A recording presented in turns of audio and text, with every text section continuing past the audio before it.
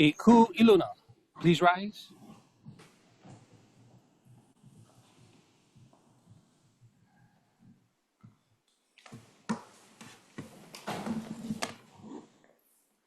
Auhea oko e koka aha, inahe kuliana imua okea aha ho o kolo kolo ki ike hanahano o komoko aina o Hawaii.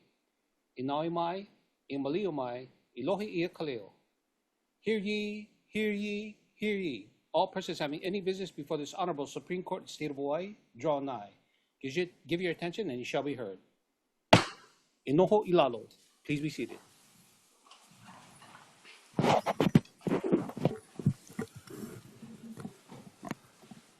Morning, please call the case. Case number SCWC-22-0000690, State of Hawaii, Respondent Plaintiff Appellee versus Koa Kaakimaka, Petitioner Defendant Appellant. Arguing for Petitioner Koa Kaakimaka, Herman Heimgartner. Arguing for Respondent State of Hawaii, Deputy Prosecuting Attorney Charles E. Murray. Argument on the merits. Morning to you all. Today's proceedings are being broadcast live on the Judiciary's YouTube channel and also on Olelo. I also want to welcome and thank Judge Kevin Souza from the First Circuit, serving as a substitute justice with us this morning. Counsel, you ready to proceed? Yes, sir. Yes, sir. Understand you're going to have 30 minutes and 5 minutes reserved for rebuttal? Yes, all right. And then you have 30 minutes as well. When the yellow light goes on, that'll indicate you have 5 minutes left. Right? Please proceed. May I please the court? Good morning, Chief Justice and Justices of the Supreme Court of the State of Hawaii. I am Herman Heimgartner, and I represent Koa Kaakimaka in this case. In its summary disposition order, the Intermediate Court of Appeals gravely erred in its disposition of the sufficiency of evidence and issues of the jury instructions. As to the issue of the sufficiency of the evidence, the Intermediate Court of Appeals gravely erred because the state failed to present sufficient facts to support a guilty conviction at the jury trial. Mr. Kaakimaka, in this criminal case, was charged with one count of violation of privacy in the first degree. The plain and unambiguous language of violation of privacy in the first degree under Hawaii Revised Statute 711.1110.98 is that it requires a person to intentionally or knowingly install or use a device in a private place. The words "in a private place" and "in that place" refer to a single location that the defendant or recording device, along with the complaining witness, must have both been in as an attendant circumstance of the crime. The evidence at trial established that the defendant was outside of the private place when he used his phone, the device. The evidence at trial established that this incident occurred at a vacation rental property in Kohala on the Big Island.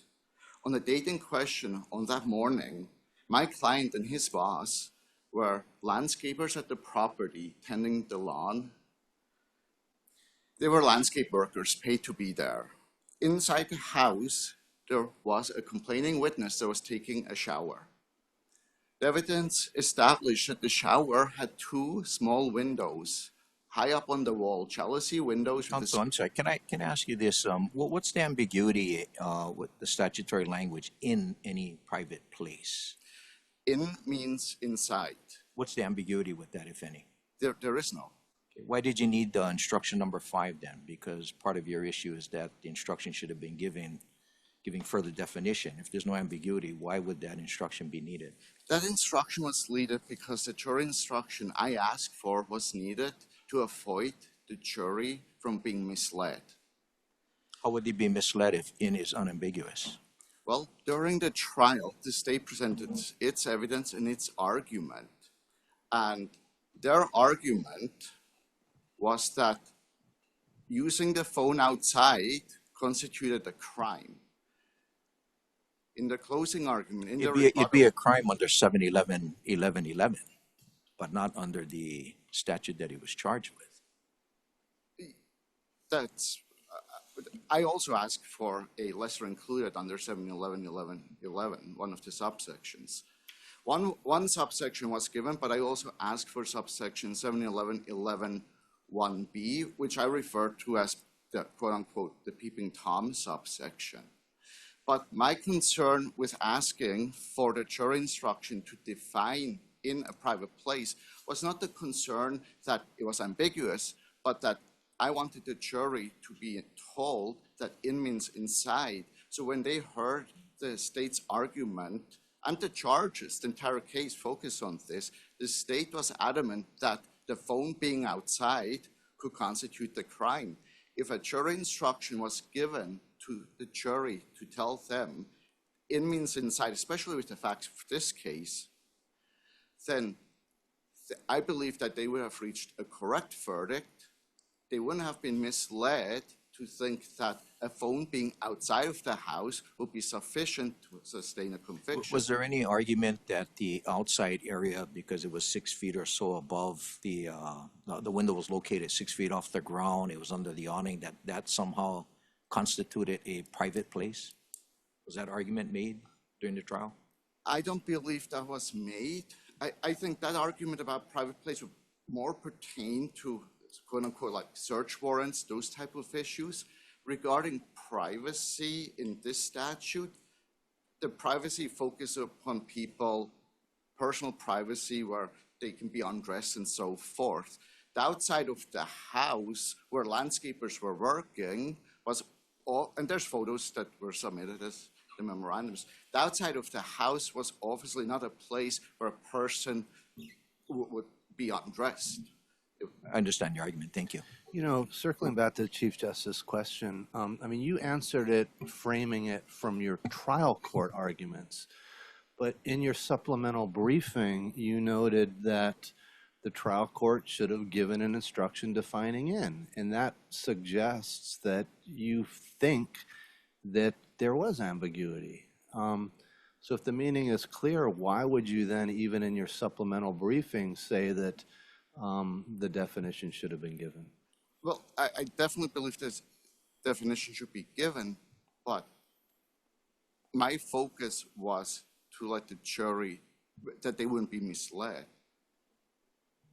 I don't think in me arguing that the instruction in should have been focused on that there was ambiguity, the intent of asking for that instruction was to make sure that the jury clearly and explicitly know that they know when deciding the facts of this case that they would decide it correctly. I see. So somewhat of a clarifying, let's be crystal clear, this is not ambiguous, but jury, here's a little extra push or aid. Is that what your position is? Correct, because in closing argument, my argument wasn't, I wasn't arguing the facts. I argued essentially the issue of the law, which presented here, in means inside. So that clarifying instruction would have been important so that the jury is crystal clear in deciding, in fact, they're a trier of fact, that when the prosecutor was arguing that the phone and the defendant being outside, that was incorrect, that the instruction should have been absolutely clear for the jury to decide correctly the issue. By not giving that clarifying instruction, the jury, you know, with all respect to the jury, I believe made the wrong. Counsel, if I may. Well, it seems that the ambiguity is apparent from the decisions on appeal. I mean, even at the ICA, there was a disagreement as to whether the phone needed to be physically in the bathroom or not, right? I mean, there was a sufficiency of the evidence issue addressed by the ICA in the first round. And I think our footnote 1 was mistaken on that. But the majority found that the phone being outside was sufficient evidence under this particular offense, whereas Judge Hiraoka's dissent disagreed because he thought that it needed to be within the bathroom area. Isn't that what occurred at the ICA? To your point? I agree that the ICA that basically there was a different opinion on at the ICA level, but just because ICA at that level, the justices there disagreed, I don't believe that, de facto now creates ambiguity. I don't think there's an ambiguity. The language is very clear. Just because ICA had a different opinion, I don't think that means that, or that establishes, that proves that there is an ambiguity. Geez, I thought you I thought you were arguing for an instruction to clear up what it meant, what the offense actually requires. Well, isn't that what a jury instruction is for? Well, the jury instruction was, my request for the jury instruction was to clarify what it means, and also so that the jury wouldn't be misled. The state argued during the entire trial, essentially, that the phone being outside of the house was sufficient for the crime to happen. Whereas I asked for that instruction so that the jury would be clarified and wouldn't be misled by the state to I think. understand that. So let me ask you this. If the court were to agree with you that a jury instruction were required on your point, what should happen then? Should we just remand it back for a new trial? Yes, obviously it would depend on what the decision would be regarding the sufficiency of the evidence. Do we need to reach sufficiency of the evidence at that point? Yes, it would. But if it be just a basically reversal on the jury instruction, then it'd be, I think, remanded for a new trial. But if there's sufficiency, is there a due process violation and double jeopardy issues? Yes, so if the court would decide that there was insufficient evidence, then I believe the proper remedy would be a dismissal with prejudice. Right, because if the court finds that the instruction should have been given, it should have been defined as inside or within, then you're not saying your client should be retried on that, are you? No, I also believe there's sufficiency of the evidence. There was insufficient evidence. Because it was undisputed that the phone was outside the window. Correct. No one was disputing that. So I would agree that there should have been a jury instruction and also the sufficiency of the evidence. The state didn't show that it was inside. It should be essentially overturned on both of those points. But obviously, if the case gets overturned, the verdict gets overturned on the sufficiency of the evidence, then there wouldn't be a retrial because essentially the facts of the case would be decided. I understand. Thank you. And I would also briefly touch upon one other issue that hasn't been discussed, and that is briefly discussed, and that was my request to also have the trial court give a lesser included instruction. Under 7.11.10, there's a number of subsections for violation of privacy in the second degree. My request that was for the trial court to also give a instruction under subsection B, which is that when a person peers or peeps into a window of a dwelling of a structure for the purpose of spying or invading another person's privacy for a lewd or unlawful purpose. Now, that instruction wasn't given by the trial court because the evidence at trial showed that the defendant held up the phone. He did not look with his own two eyes through the window. But I believe that argument can be made that peering, what he was doing, was conduct under that subsection. Well, wait a second then. That would then contradict your position that the case should be dismissed for sufficiency and it ends. If you're saying there's an included offense, then it should go back and the trier of fact would look at the included offense. Now, it strikes me if you look at 701-1094, you look at the two offenses you're talking about, the elements of the greater offense does not require peering or peeping into a dwelling adapted for a sojourn or overnight accommodation with a lewd or unlawful purpose. I mean, peering and peeping is eye-based observations. It's broader. There's no device. That synonym's out. And the dwelling is, that requirement's a lot narrower. So I'm not sure that this is a lesser included offense, and I'm wondering why you'd even be arguing it based on your position earlier on what we have just said. To touch first upon whether it's lesser included, Section 701-109 of the HRS basically codifies what are lesser included, and there's 3 subsections. The first subsection is about whether it's established by the same facts. The second is about amendments. The third one establishes lesser included for things that are less serious, less culpable. I would say that under that subsection, that basically the peeping Tom subsection violations of violation of privacy in the second degree would be a lesser included, even though it has some different facts. Certainly, just not different facts, different elements. Different facts or established elements, but I believe that because it will be, even with the different elements, I think under subsection C, because it's less serious, less culpability, that it could fall within that. If the court would, if there would be an, Okay. I thought you were suggesting 711, 1111, which is invasion 2. The lesser was the peeping, B. Yeah. Right? Yes. Okay. Well, wait, are you also suggesting subsection C as well? Because that C, that makes clear that's outside a private place as opposed to in. yes, I have to check. I'm arguing for B, the peering, because I believe essentially what the facts of this case were was a person spying through a window with his phone. Now, I think one of the things about that is, had he been by the wall and used a mirror to look inside, that undoubtedly would be peering. But these days with phones can be used to, as a mirror. You can look in a phone, fix your tie, that type of a thing. I was at a sporting event. I used my phone to basically zoom into places. So I think the use of a phone could arguably be considered peering in the way he did it.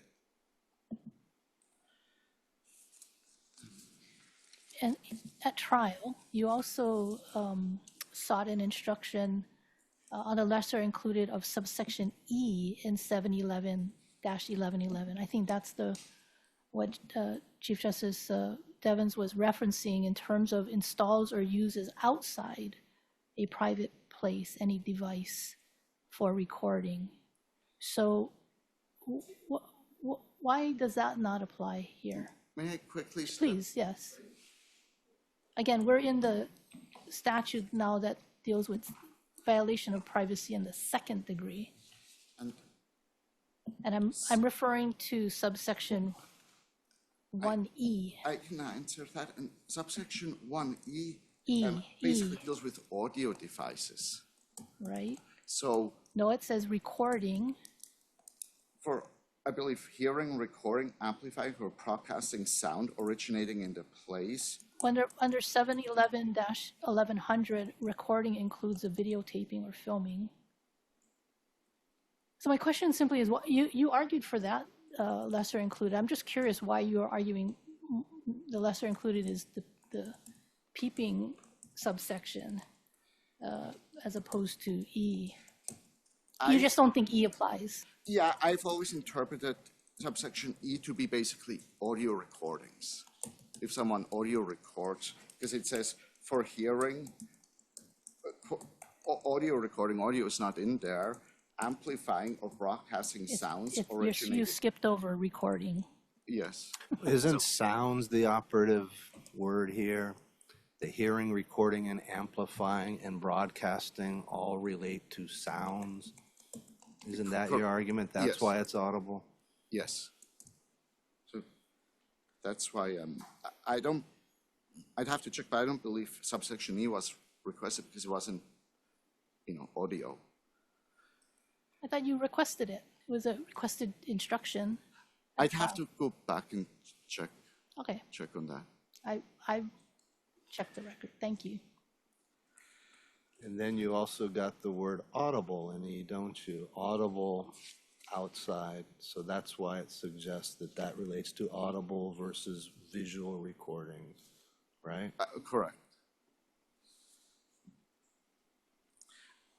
And so I think basically with the facts of the case, it was with violation of privacy in the first degree and second degree, there's a number of subsections. And the facts of this case were somewhat unique.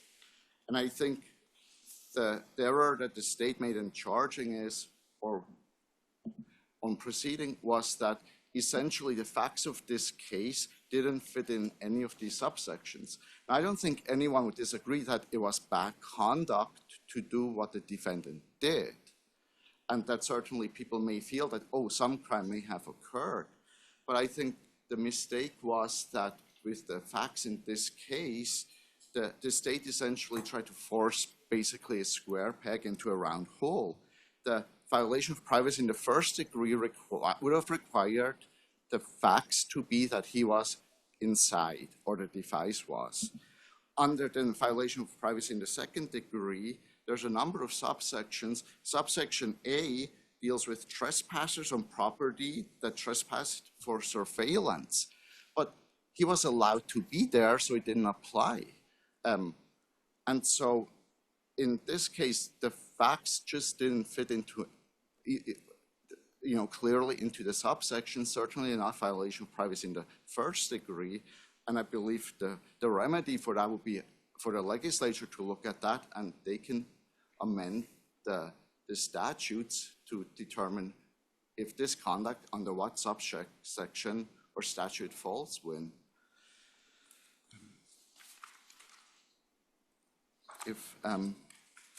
If the court doesn't have any further questions, I appreciate the time given to me today to make my argument for my client. Thank you for your time. Thank you. Mr. Murray?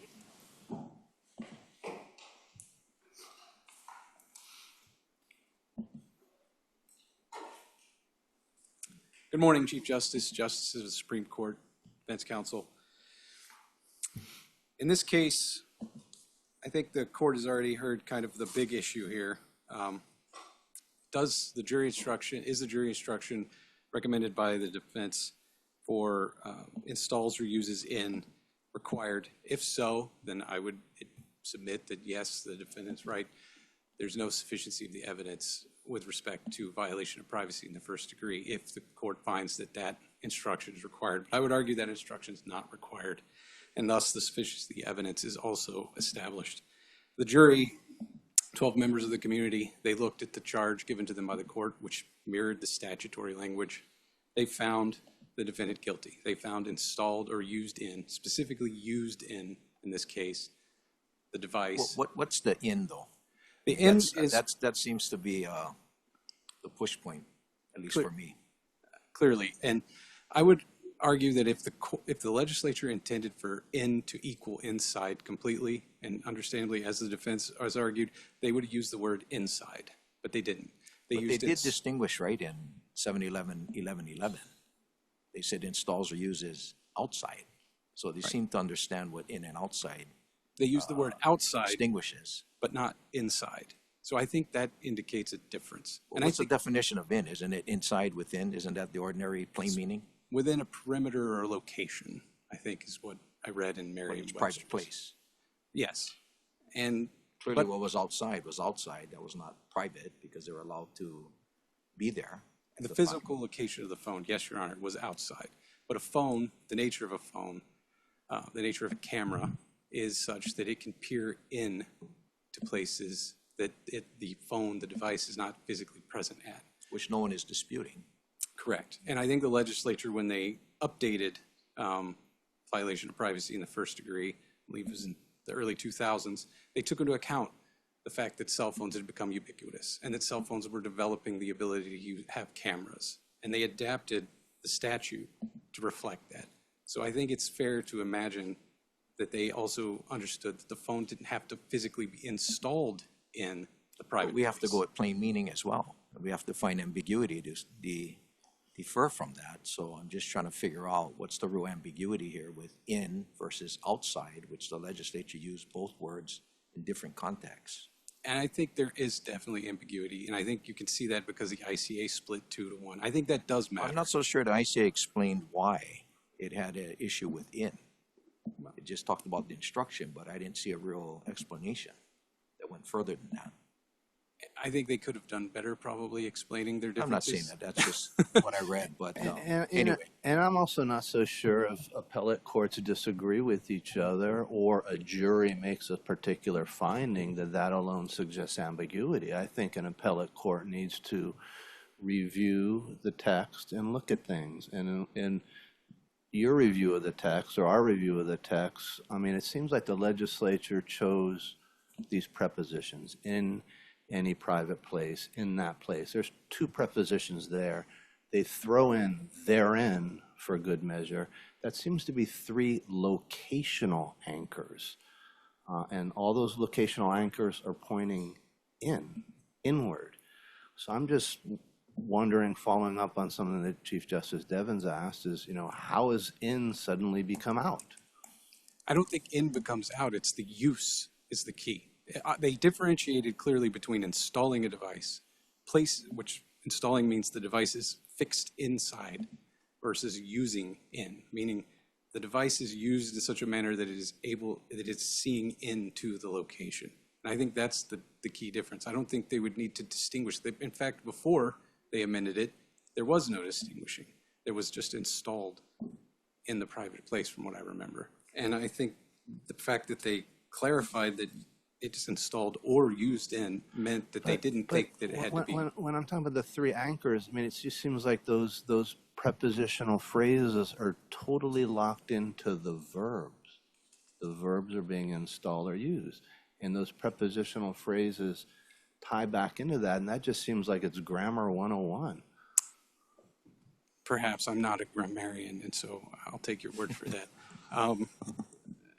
And I mean, that's just syntax, and that's grammar, and you got prepositional phrases, and they're relating to the verbs, and it just seems like your suggestion is that the in means out, and it's not bounded by space or that locational anchor.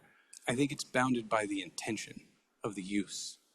The use in means the camera, the device, whatever it is being used inside a private place to peer into the private place. I don't think it's... So what about a telephoto lens? Telephoto lens, I mean... You're saying that this would cover a telephoto lens? I think it could, if it's used in a manner to peer into a place that otherwise wouldn't be able to view in. I mean, to give an example that's easier to understand, a restroom stall. Most restroom stalls are not completely enclosed.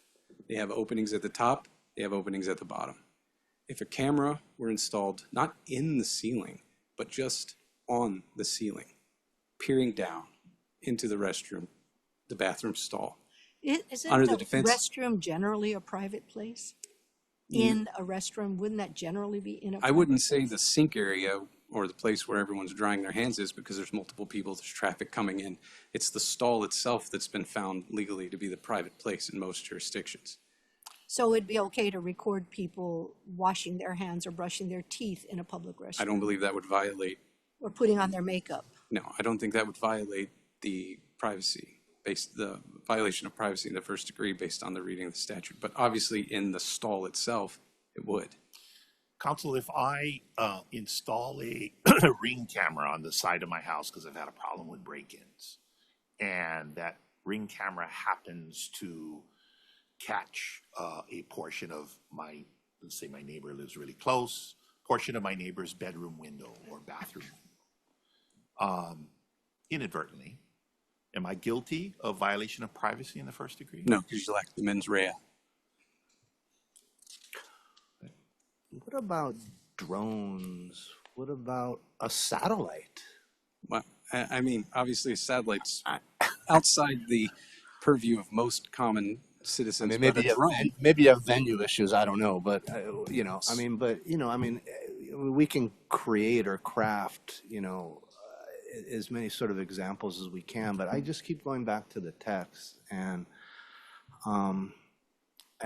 isn't in bounded by the space? And if the legislature in the misdemeanor offense, I mean, clearly it knew how to write outside.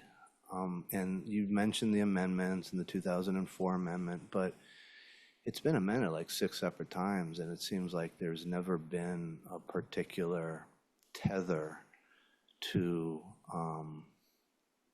require anything outside. And then, it's almost like I say, hey, the keys are in the drawer.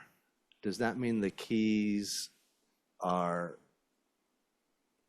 if I'm pointing across the room at the drawer, that they're not in the drawer? I mean, I think in that example, you're right. The keys being in the drawer would have to actually be in the drawer, but that's, again, the difference between keys and a camera. The keys are of no use to anyone if they're not actually in the place that they're being used. I mean, a key doesn't open anything. It doesn't project or capture light like a camera does. Okay, but that's why we have sort of in as being the prepositional tether to the act. I think we're seeing it differently, yes.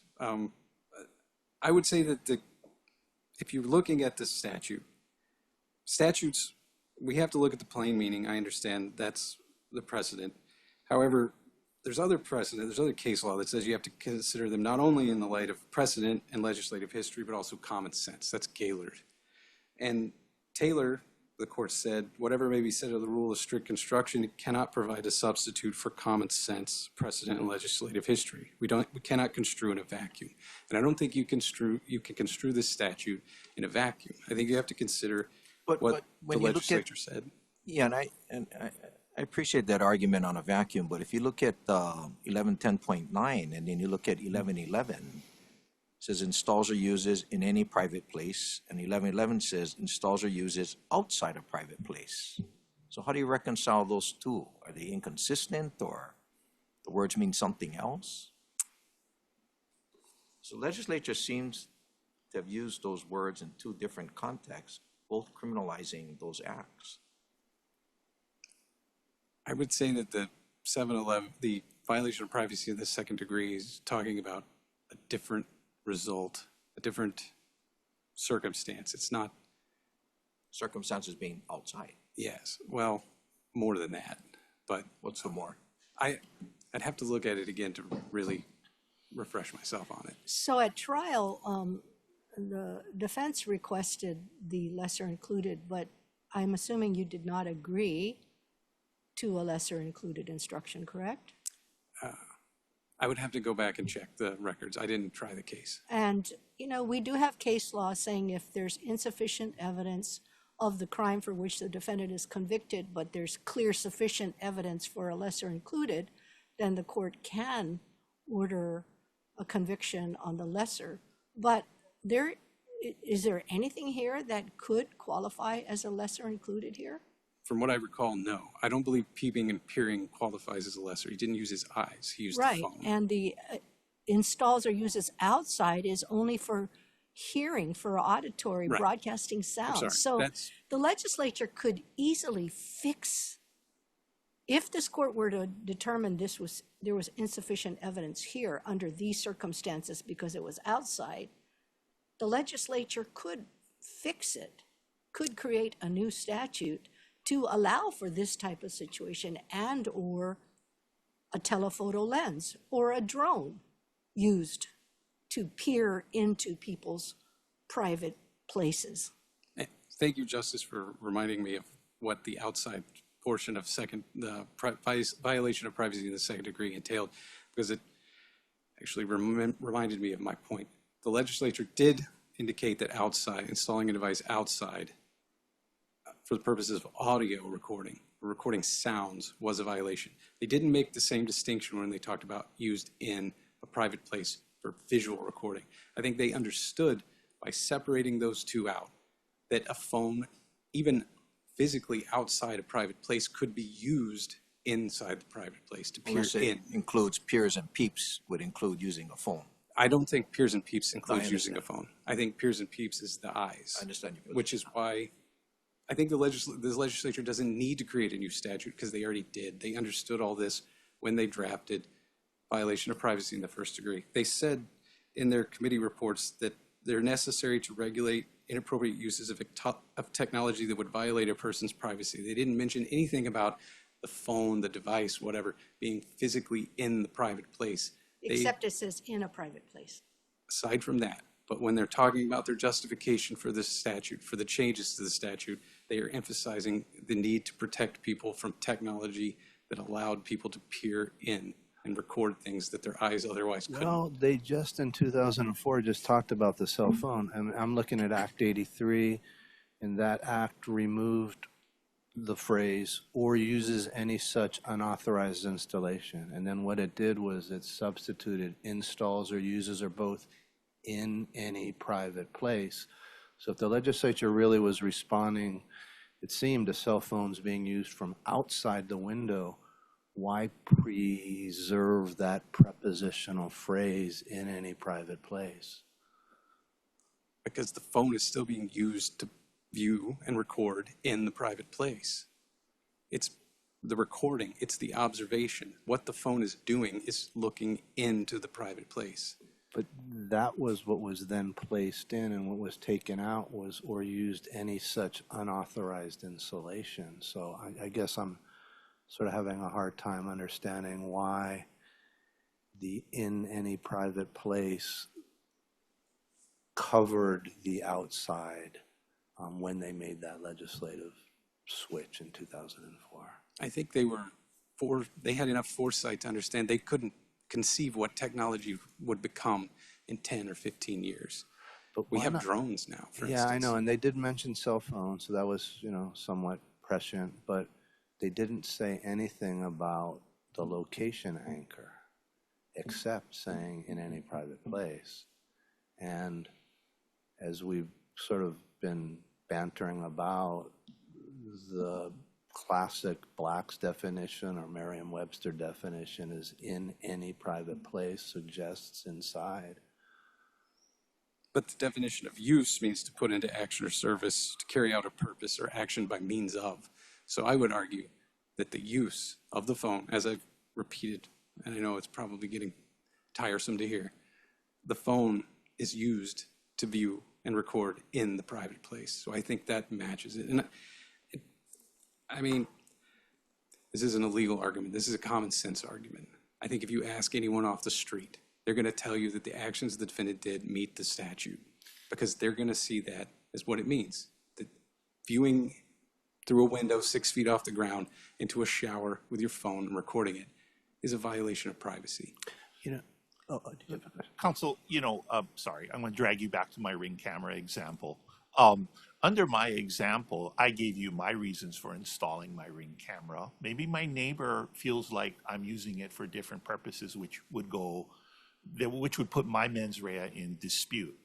Isn't it a logical reason then why the legislature stayed away from a law that would prohibit the use of these video recording devices outside? Because of the example I just gave, where it would be too difficult in that scenario to determine whether somebody put a camera on their house for legitimate security reasons or because they're trying to peer into their neighbor's house. Isn't that a reason why then the legislature would stay away and limit then the law only to devices on the inside? I think under your hypothetical, it wouldn't be the first potential crime that the legislature had drafted that could leave room for a defendant to claim an innocuous purpose. But I'm asking you a specific question. Isn't that a reason why the legislature then crafted the language of this statute the way they did, to limit it to devices inside the private place or in a private place? If that was the case, then why did they leave the gap of devices used in this manner? Because it doesn't fall under any of the subsections of violation of privacy in the second degree. I grant you there's a gap, but I'm just asking, wouldn't that be a legitimate reason why the legislature would be concerned enough not to expand the law in the way you're suggesting, where it's a device outside looking inside. I would think that if the legislature had that much foresight, then they would have also covered circumstances such as this, in this case, where a device is used from outside to peer in and record someone who doesn't want to be recorded and who's not consenting to it in a manner in which a casual observer would not be able to. This isn't a Ring camera fixed on your patio that happens to look in the direction of your neighbor's 6-foot window. I got you, but in promulgating a law, the legislature has to take into account, or I would think, all scenarios that would be encompassed or caught up by the particular crime that they're promulgating. So I'm just throwing that out there as a consideration. I think perhaps you give too much credit to the legislature, as some of the case law has shown in the past. But I think in this scenario, what you're talking about would be a factual determination made by the jury, which is why we have our jury system. They would hear the facts, they would hear the explanation possibly from the defendant and the counter argument from the state, and they would have to piece those things together and determine, was this intentional? Was this directed to peer into something that otherwise a casual observer would not be able to peer into? And I think in your scenario, I would imagine the jury might come out differently than they did in this case, where there was a window, a small window that was high off the ground looking into a bathroom. Counsel, are you still maintaining the position that that area where the phone was, that specific area 6 feet off the ground, could be construed as a private place? I believe that is true too. I do believe it could be construed as part of the private place, the same private place even as the bathroom. They share the same roof line. The window itself, in a sense, is part of the bathroom because the window is a ventilation for the bathroom. It's kind of a specific issue maybe to that specific house. And my house, for instance, I also have a window in a similar place above my bathroom, and I have no fan to vent. So the window is the vent for the steam from the bathroom. And I imagine this is the same scenario in this case, at least from the pictures introduced at trial, it appears to be. So I would argue that that window location is a private place. It's the same private place as the bathroom. It's connected by the same roof. It's one structure, basically. Now, does that mean, I don't think you'd have to shove your hand through the window to violate the statute. If the legislature wanted that to be the case, they would have mirrored the definition for unauthorized entry into a motor vehicle, where we talk about entry in feria. But that's not what they did. You know, looking at the entire statutory scheme with regards to first degree and second degree violation of privacy, it almost, what it sounds like is we're talking about peeping and peering with a technological boost here. And what you're suggesting is that, okay, we've debated the in and out part of it, but why would the peering and peeping with your own eyes be a second degree crime as opposed to use of a device, as you're arguing, peeping through a window with a technology assist be a first degree crime? I'm trying to reconcile all of the different circumstances that the legislature was trying to address, but also putting very different penalties on these situations. I think based on the legislative history and some common sense, the use of a device, first off, it's a higher degree felony in this scenario because you're going above and beyond just using your own eyes. You're using something else to enhance an ability you otherwise may not have, which fits in perfectly with the facts of this case. The second reason is because a device is usually capable of recording or capturing the image. It's not the same as, like, if I look in, then I have the memory, I have the image seared maybe in my mind, but that's it. I can't share it with anyone. I can't manipulate it. I can't use it for other nefarious means other than my own gratification, let's say. But when you use a camera or a phone or some other device to peer in and to record, you're enhancing your own abilities, first off, in a way that you physically on your own couldn't. And second, you're bringing into play the possibility that you're capturing the image, you're capturing the sound, you're capturing a recording, a video, whatever. And I think those were the factors that led the legislature to conclude that that kind of behavior was worse than just using your eyes. Is it the state's position that 711-1110.91A, the the charge here, intentionally and knowingly installing or using in any private place, would that include observing and recording through a telephoto lens? I believe it would depend on the circumstances, but if that was the intent to observe a place where you otherwise would not be able to with your own eyes, then yes, I think you're using that telephoto lens in a private place. You're using it to capture sound, record, or capture images in a private place. So that would, the answer would be the same for using a drone camera. Yes. I think the legislature, obviously in 2004, they didn't, the last time they amended it, we didn't have drones, not like we do now.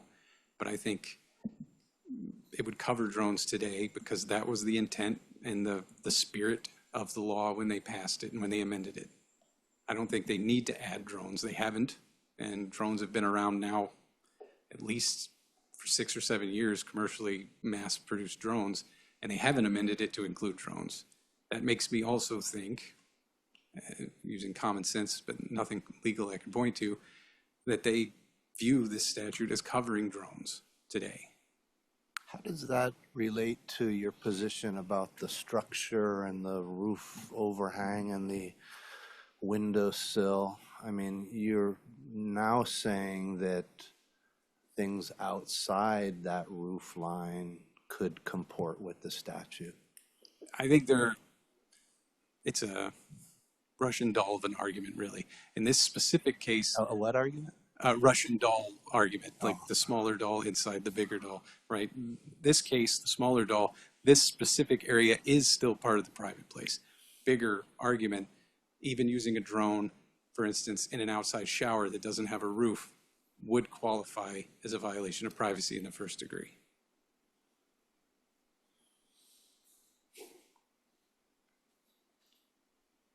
And if, I have nothing further to, if there's no more questions from the members of the Supreme Court. Thank you.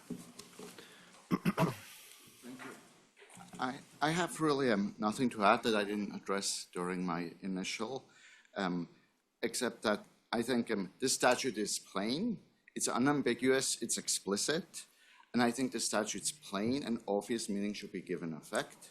And I would ask this court to overturn the Intermediate Court of Appeals summary disposition order and the verdict that was reached in the trial court. Thank you. Thank you. Thank you for your arguments, counsel. This matter will be taken under advisement. E ku iluna, please rise. Ia ka aha ho kolo ki eke hano ua a koa ho maila. This honorable Supreme Court is now recessed.